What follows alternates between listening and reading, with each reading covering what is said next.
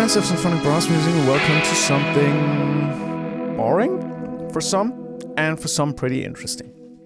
So if you're not a mixing engineer or not an audio engineer doing mixing and stuff, that might not be very interesting for you. But I did this video a while ago in German, so I thought I changed so much. I'm doing a quick update on my mix template, and maybe something different, maybe, yeah, whatever. It's just an update because I changed a few things, and I want to do it in English. So yeah, this I will not press play. There will be no audio hearable in this whole video. It's just me talking and you watching my screen. So this template is sort of an evolution of my very first template and the one of Andrew Scheps, which I downloaded through an online course website, puremix.net.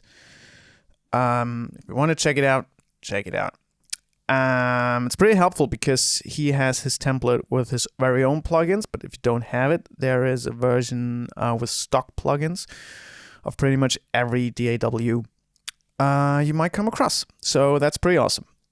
But but I have my own iteration of this, my very own way of doing things, and there are stuff he does and stuff he didn't and stuff I changed and so on and so forth. I just show you around. The first thing I want to show you, and this is just Pro Tools specific, is the I/O. I always make sure that if I import this, I delete all the buses and recreate 128 buses. So that if you if you import my template, you have now where we are, where are the sends? Here's some sends. You have the bus window, which is shown 1 to 128A, and then the second one is just everything from my template. So the second one is straight to my template, then just faster. So I'm going to show you around in this view because I mix in mix view, not in edit view. No, let's start with something else. Let's start right here, because this is the first thing different to the last mix template video I did. There are folders now, so I'm using folders mainly to solo and mute stuff, and occasionally to just get rid of everything I see. So the important thing, if I import this template, everything I import are auxes and no audio channels. I don't rewrite any audio channel I already did or a client already did in his sessions. So if I had an effect on the vocals, I don't override it because all my processing is on the bus. And I'm going to show you in detail right now what I always do. The only audio tracks I import are these color tracks, and these just that I know which color I want to have the stuff in. And that's pretty easy color coded. All the audio tracks are in this mediocre color. All the buses and aux tracks are in these colors, and nothing is in this color. Oh no, the folders are in the upper colors, and that's just the way I work. And this color scheme is just something I came up with, and I stick with it through the years and months I mix. This template is always changing, so if you listen to watch this video, let's say in 2022, there will be a lot changed because I just come across some stuff. And the way I do it is if something doesn't work and it doesn't work 3 times, I delete it or I change it in my template. So let's say the way the snare verb sounds is bothering me. I change it for this one project. If I change it for another project, I might think about it. If I change it the 3rd time, I will do a new plugin here and just deactivate This like that. Then it will look like this. There's this rewipe 2 still in here, and actually we can get rid of this. So there you go. Bye bye. Now it's mono. Whatever. Yeah, there we go. So it just changed my template. And if I come across something new, I just do it without listening to it, and then listen to it in the next project and say, well, that's good, that's not good, and tweak it, and so on and so forth, and then re-import it. So yeah. Okay, let's start on the very beginning. If the first thing I have in my projects are drums, and as I do a lot of rock projects, rock-based, not normal acoustic drum-based stuff, I have this kick, snare, tom, overhead, room setup, which are just my auxes. Everything goes to. So every kick mic goes into the kick bus. Every snare goes into the snare bus. Every tom gets into the tom bus. If I have a clap, I just decide, does it go to the snare? Does it go to percussion? So sometimes I change stuff around, or are toms now a percussion thing, or are they programmed and I want to treat them differently? So this is not set in stone, but that's the way I do it the most. Hi-hats go into overheads. So overheads are basically cymbals, because I mic the drums that I have cymbal mics, and then I have kit mics and room mics, and kit and room go to room and cymbal go to overhead. So that might be a bit confusing, but it works for me, and it only has to work for me. So all the kicks go into the kick aux. There's no inserts on the kick. There's just a send to the kick snare crush, which I'm going to show you in a minute, and a bypass to the drum smash, which everything on the drum has. I'm going to show you in a minute.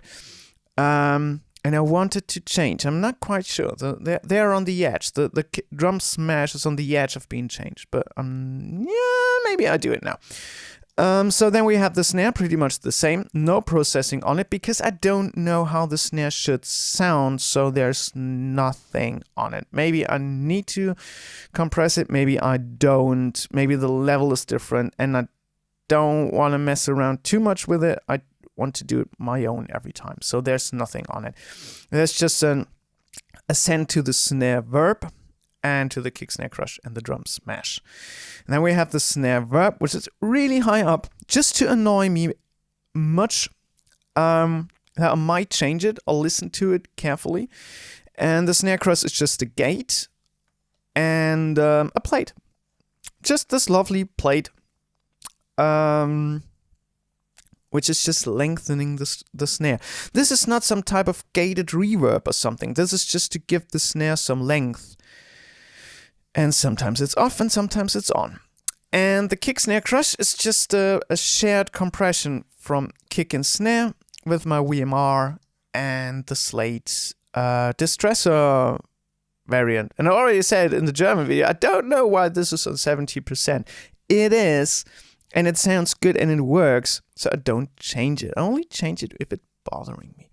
And I tried if it sounds better or not, and it doesn't. So it doesn't sound better if I put it on 100%, so there you go. Don't know. The toms are the one that has processing on it, because this is the stuff I do all the time to enhance the clack. This is just the rec tom preset by Slate Digital, and it just tweaked it a bit with a bit of compression. Stuff I always do on toms, so I do it on the aux. Going to the tom verb, don't know why it's up there, it needs to be there. And the drum smash again. I'm losing my voice, so I have to drink something. So the tom verb is pretty much the same as the snare verb, but with a high cut to get rid of all the cymbals. And then we have this plate again, which is pretty much the same as the snare verb. Again, only to lengthen the toms, not to do some crazy 80s stuff, because maybe that's just wrong. And this template is not to give it a unique... Yeah, well, it is to give it a unique sound, but are you not a specific genre? I don't have a template for a genre.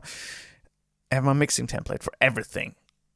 even hip hop goes into this, and it works.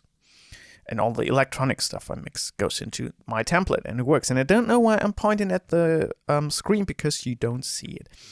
Overhead and room, just go to the drum smash. And the drum smash, and I'm just doing a second version of it, because I came across that and I quite like it. Currently, it's a Fairchild emulation doing a lot of compression, but it's parallel, so it's not too much compression. Oh, you know what parallel compression is. But what I came across an idea, and I want to do it, and the H comp can do this. You can set it into host, and then you can make the release time 16th, have a really high ratio and a really high threshold, so it's really, really hitting, punch up, anything attack a little higher, all analog, that's really, really crushed. And this might sound great because you have the hi-hats coming up all the time that gets pushed down. I hope you know what I mean. Might be a good idea, and just bypassing it, and I'm trying it on the next few projects coming up. Sorry for that. So everything, all these buses go to the drum bus back here. And the drum bus then goes to the drum para, which is just a parallel compression with a distressor, hitting really, really hard, really, really aggressive compression.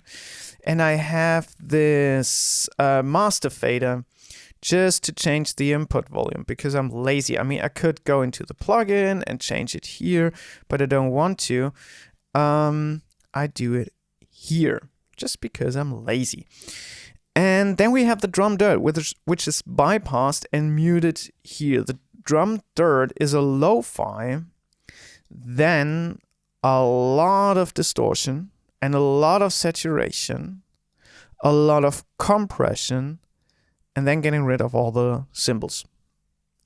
And this is just dirt. This is just destroyed drums. And I add it. So add it. So if you see here, the automation shows mute. So I go into the song most of the time in the grid and just bring it up in the chorus or in the part that needs to have this massive loud drums. And just put it down again if I don't need it. And because it doesn't have transients, it doesn't matter. I don't have to do it in the send. I can do this in the bus itself, which is really, really handy because it's really, really fast, and I want to be fast. So that's it. And the drum para, the drum dirt, and the drum smash go straight into my master bus, going out, and that's it. Programming also goes into the drum bus, which has tape on it, and goes to the master, and that's it. Percussion also only has tape on it, goes to the master, and that's it.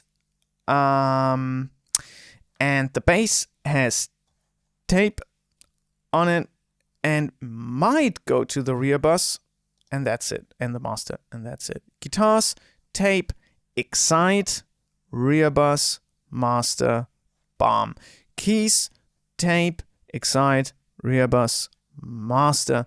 That's it. I'm going to show you what the rear bus is in a second. Let's do it right now, because the rear bus doesn't come up again. The rear bus is something I nicked from Andrew Scheps, but he did it quite differently than I did. His iteration is, his version is an 1176 clone. I guess he used a different plugin, but that's what's coming up in multi-mono. And then I used for quite some time the Fairchild emulation in stereo. And I thought, I don't know, maybe there's something different flying around. And now I'm using this Fairchild in multi-mono, and it sounds way better than the stereo one. And that plugin doesn't exist in multi-mono, so I have to use that one. I also have this still sticking around in multi-mono. Don't know. Not quite sure yet which one's really better one. This one is sticking around. And this just glues stuff together. So everything except from vocals and drums go to the rear bus, which is just squashing everything together and making it sound a bit more like a band and not like individual instruments. And they make it really loud. Moving back to the vocals, because the vocals might get a bit tricky to follow. So if I get vocals, I decide which one are lead vocals, which one are back vocals. Sometimes second vocals are lead vocals, sometimes second vocals are back vocals. Depends on the song, and it depends how I want them to be processed, because every vocal will be treated a bit and then goes into the lead bus. So if I have 3 tracks on chorus, verse, and bridge vocals, let's say, they all go together to the lead bus and being processed there. All the background vocals, all the choir, everything go to the back bus, background vocal bus. So what's on the lead vocal bus, because the same applies for the back vocals. This is the pop vocal preset, bit tuned with tube saturation, bit of EQ, and 1176-ish compression. Then going into an de-esser, which I always have to tweak, and a bit of RVox. And that's it. So, but that's not it, obviously, because there's the lead multi. So if I have a vocal, these go to the lead vocal bus, which splits into lead bus and lead multi. And this is called lead multi because it's used to be a multi-band compressor, but isn't. It's just exactly the same that Andrew Scheps did. It's a Pultec EQ, boosting the highs, cutting the lows, boosting the highs, compressing the shit out of it, boosting the lows, cutting the highs. I hope you can follow me. This brings up syllables. You understand everything way better if you demute it. Again, I do this occasionally in chorus or parts I don't understand the vocals as good as I want to, but I don't want to have them louder. So I just make the highs, be more compressed. That's basically the trick on it. And you just have to make sure it's not phasey, but with these plugins it isn't. And thanks to delay compensation, it's not phasey at all. So everything, these 2 tracks then go to the lead combiner, which has nothing on it except from some sense to the reverb, to the spread, to the slap, to the stereo vocal crush, and to the excite. I'm going to show you in a minute. And then there's this channel lying around, the lead distortion, which is a whole lot of this saturation and a notch filter. Just getting rid of all the lows and all the highs. Just to give this distortion sound on the vocals, which pushes them forward sometimes. That's just sticking around, and I have to add them. If I want to have them, I just go there and just go there, and then they are living there on the individual tracks. And the exact same thing applies for the background vocals, because they are exactly the same thing as the lead vocals. They go to the vocal bus, which had tape on it, obviously, and just goes to the master, nothing else on it. So now we come to the effects. I have sticking around and just demuting and trying, and maybe it sounds good or doesn't. Some of them just do a particular job and some doesn't, and whatever. The first thing is a slap delay, pretty obvious. It's a slap delay on 16th notes. I have this really, really loud. Just to annoy myself and to remember myself, I have to tweak this. This is why it's so loud. Then something that's pretty new I got from a podcast. I guess it's been the Sound on Sound podcast. I don't know. It's low cut by 2K and then a chorus on it. And this is particularly for vocals, the toppy chorus. That's what it's called. It's to make the vocals a bit shine, but not make them phasey. Because if you apply a chorus to the vocals, they might sound really, really phasey. But the highs get that crispiness you might want to have. So what I do is I get rid of all the lows and just apply a chorus on the high frequencies, what gives me that shiny thing. Particularly great for pop stuff. Working pretty well on several projects now.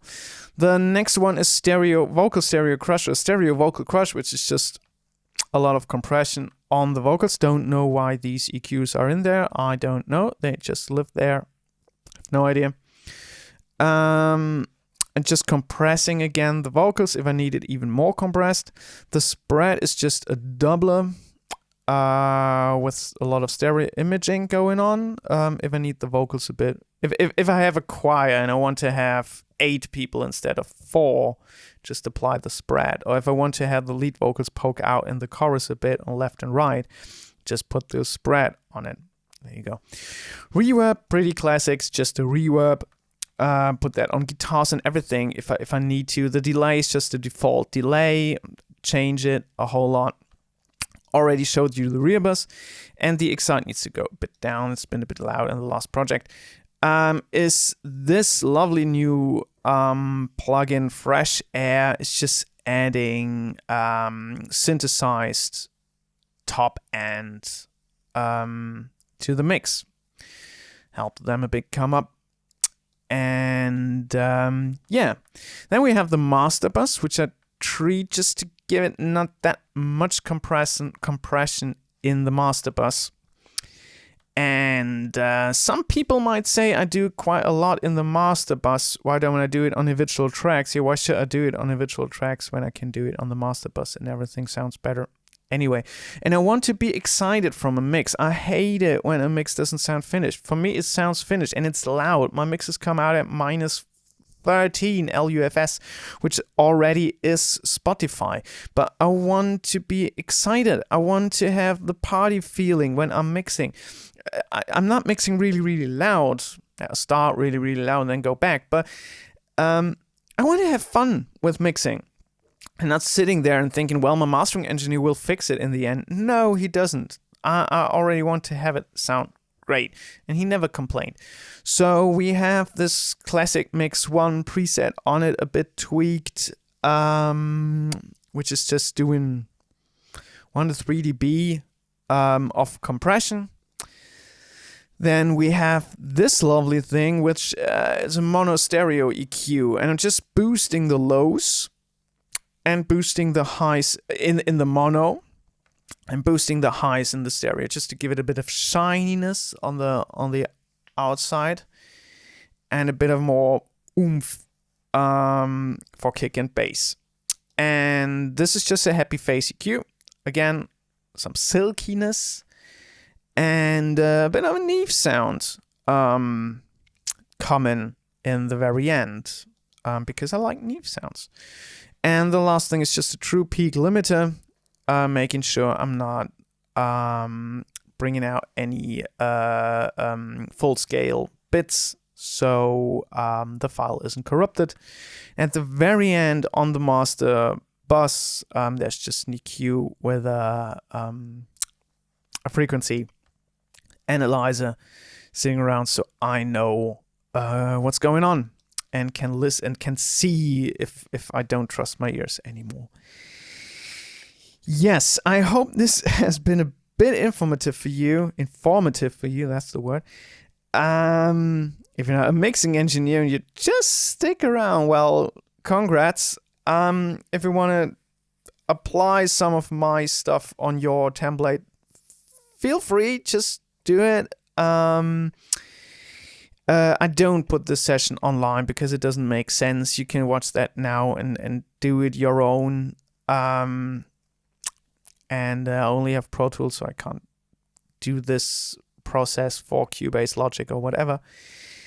Yeah, thanks very, very much for watching. If you liked this video, make sure to give it a like. If you have any questions, leave them down below in the comments, and make sure to subscribe. Thanks very, very much for watching. See you soon. Bye bye.